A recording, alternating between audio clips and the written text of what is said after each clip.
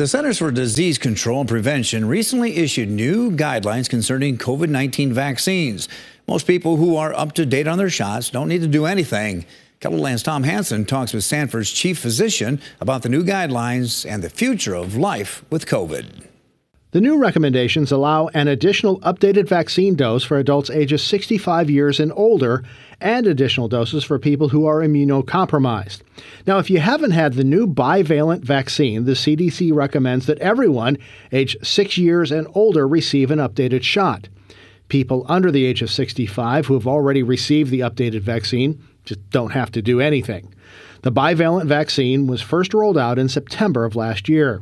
We spoke with Sanford's Dr. Jeremy Cowles about what we can expect in the future. He says the idea that every year we'll get a seasonal flu shot and a COVID shot doesn't appear as likely as it once did. Interestingly enough, COVID hasn't appeared to be seasonal. The flu is seasonal. RSV is seasonal. COVID really hasn't shown that ability.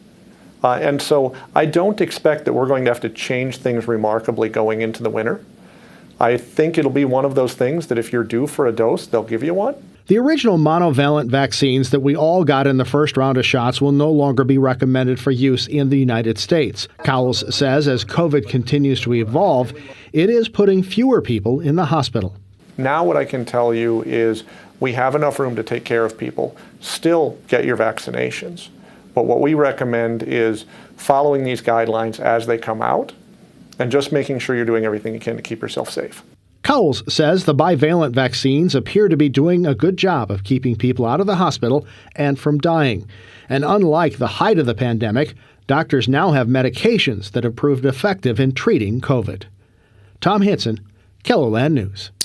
2 more South Dakotans who had COVID-19 have died, according to this week's update from the state health department.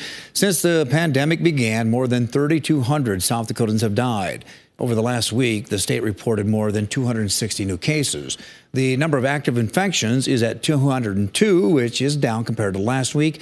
And right now, there are 34 coronavirus patients in South Dakota hospitals, which is up from last week.